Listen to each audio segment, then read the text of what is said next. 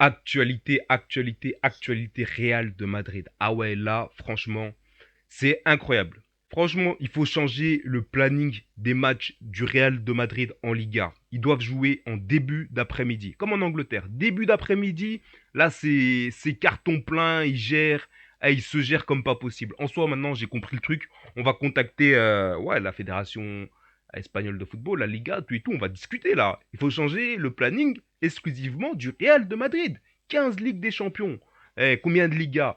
Combien de Coupes d'Espagne? Là, maintenant, on est en droit de demander, franchement, changement de programme pour les matchs de championnat pour le Real de Madrid. Ils doivent jouer comme en première ligue, début d'après-midi. T'es pas content? Triplé. Ouais, t'es pas content? Triplé. Ouais, en soi, il faut que je parle. Il faut que je parle. C'est un streamer qui a une chaîne sur YouTube et même sur, ouais, sur d'autres réseaux sociaux aussi. Et je sais pas si vous savez ce qu'il a dit. Il a dit que lui, il a besoin.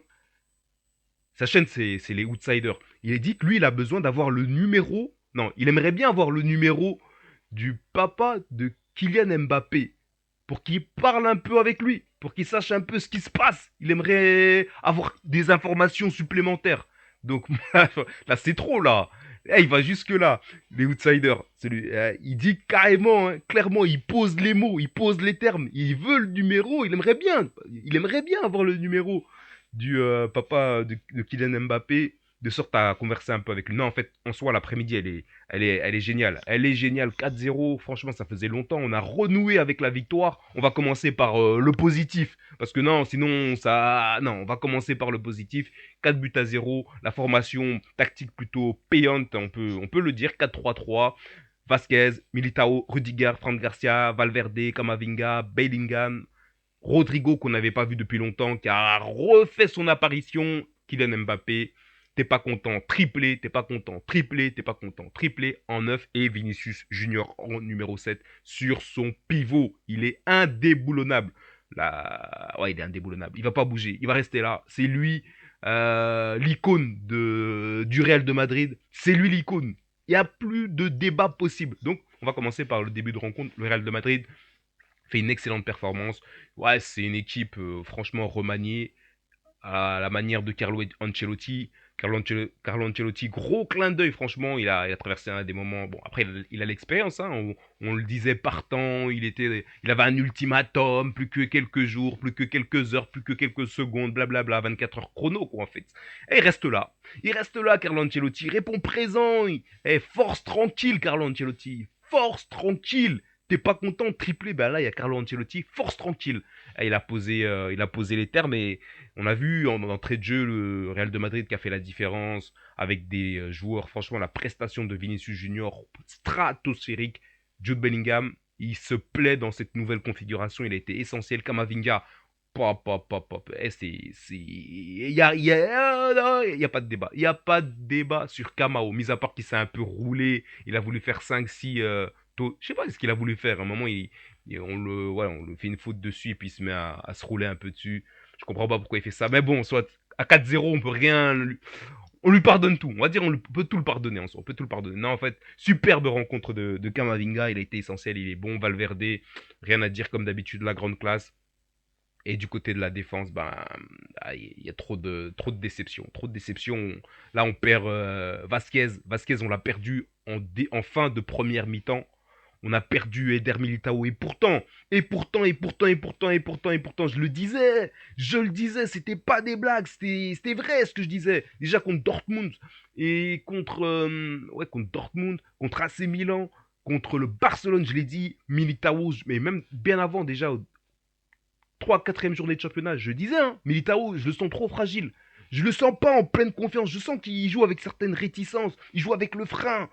Est-ce que là maintenant, parce qu'il est sorti en, après le premier quart d'heure de jeu, et il a été remplacé, heureusement, hein, sa doublure, c'est Raúl Asensio del Rosario, le numéro 35 de la Castilla. Et franchement, il rentre il rentre au tempo, il est au diapason, il est engagé, il fait la différence, on l'a vu, et franchement, c'est remarquable, franchement. Et il fait même une passe décisive pour sa première en équipe A.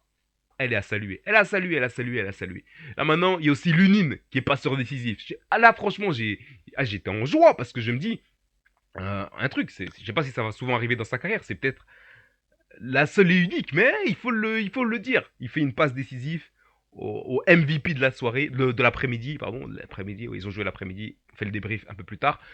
Il fait la passe décisive, Vinicius Junior qui reçoit ce bon ballon, il y a le défenseur qui est dessus, le défenseur qui est pris de court, et après il arrive au duel face à Sergio Herrera qui ne peut rien faire, Vinicius Junior, il l'a dit, je sais pas si le fait qu'il n'ait pas reçu ce ballon d'or c'est bien, c'est pas bien, je sais pas, en tout cas, là je vais pas revenir dessus, il y a peut-être débat, il y aura toujours des débats là-dessus en soi, mais il répond directement après qu'on nomme le ballon d'or, voilà, on dit Rodri, plus de débat possible, voilà, c'est lui le ballon d'or, qu'on aime, on n'aime pas, qu'on soit d'accord ou pas grave.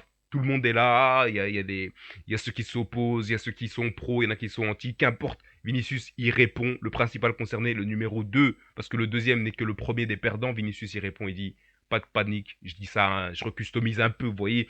Il dit j'en ferai 10 fois plus. Et là, il a montré sur cette rencontre qu'il en fera vraiment 10 fois plus.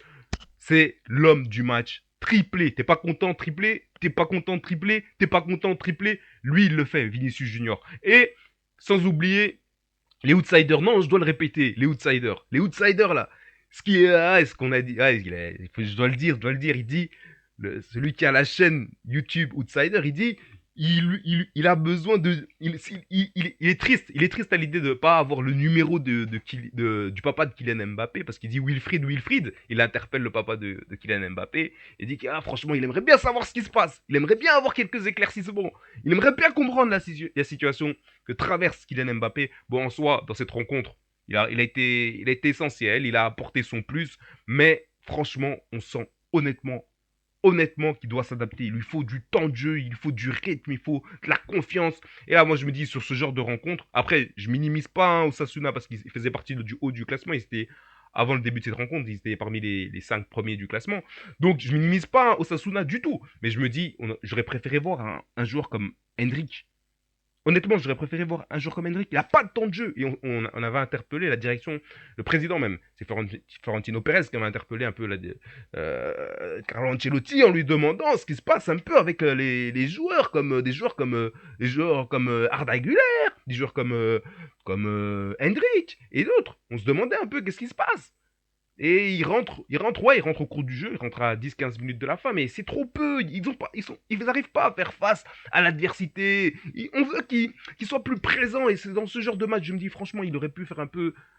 Il aurait dû un peu donner du temps de jeu à Hendrik. Franchement, ça aurait fait plaisir de voir Hendrik jouer cette rencontre. Kian a été bon. Il a été bon. Il a été bon. Après, c'est pas extraordinaire, c'est pas spectaculaire ce qu'il a fait. Il a été bon. On voit qu'il commence à s'acclimater peu à peu, mais il peine encore à convaincre. Est-ce que cette année sera l'année Oui, est-ce que ce sera la bonne sera la bonne année pour lui? Je sais pas si je parle sur un plan footballistique, hein. On va pas rentrer sur ce qui est extra sportif. Est-ce que ce sera l'année, ouais, il va se démarquer, il va faire la différence, ou il va peut-être lui falloir une deuxième année. On ne sait pas. Là, actuellement, on est en novembre. Et je vais pas. Ouais, il faut le dire, il n'a pas encore convaincu. Il n'a pas encore convaincu. On verra ce qu'il en sera après la trêve internationale. Là, on est parti pour une semaine et demie, 2 semaines. On reviendra pour encore des grosses rencontres. Et ouais, c'est pas fini. Ça fait que commencer. Ça fait que commencer. Il faut rester à l'affût. Non, donc voilà. Ouais, c'est qui est dommage que là, on attend le diagnostic, hein, on attend le retour de l'équipe médicale, hein, par rapport à Militao, à Vasquez. Espérons qu'il y a rien de grave, hein. Et Rodrigo aussi. Rodrigo sorti en début de match, remplacé par Brahim Diaz. C'est terrible, hein. C'est terrible. Sans oublier qu'il y a Thibaut Courtois qui est blessé, sans oublier qu'il y a Carvaral qui est blessé, sans oublier qu'il y a. Non, il y a trop. Il y a trop. Il y a Alaba qui doit faire son retour.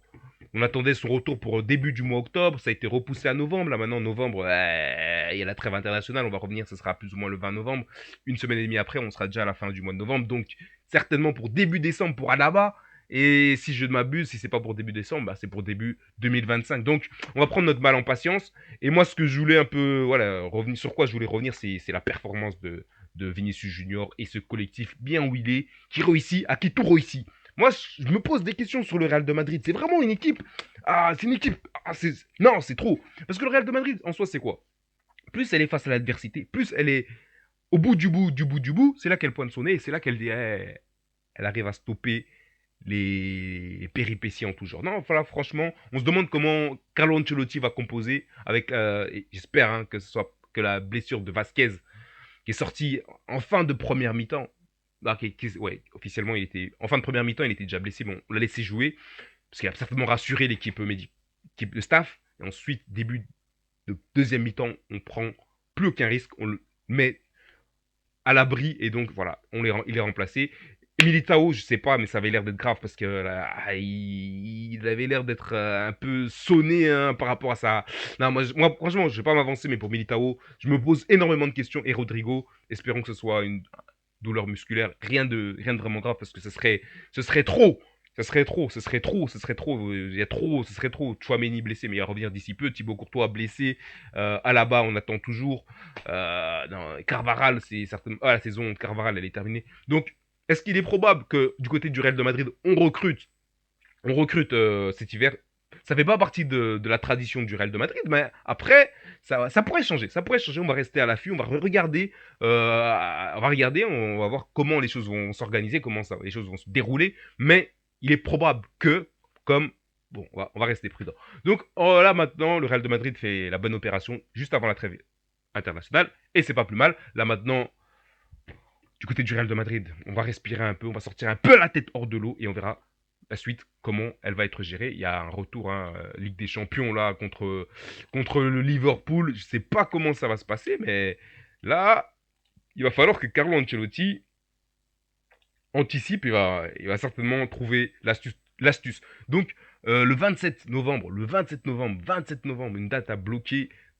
Liverpool-Real de Madrid, quel match! Et ensuite, quand ils reviennent de la trêve internationale, on est le 24 novembre. Il y a Real de Madrid, le Ganes, c'est une équipe bas du tableau, mais il faut rester prudent. Et ensuite, Liverpool, 3 jours après. Et pour finir, clôturer, débuter le mois de décembre, on commence avec Retafe. Donc voilà, sans plus attendre, superbe soirée. Une grosse pensée à tous ces joueurs blessés. Espérons qu'ils vont revenir en forme très rapidement. Mais bon, je me pose pas mal de questions, mais je vais rester prudent et on va rester informé. On va suivre l'information de très près et l'actualité du Real de Madrid. Donc, excellente fin de soirée à tous et à toutes. Et on se retrouve très bientôt pour commenter et rapporter les actualités en rapport avec le Real de Madrid. Ciao, ciao.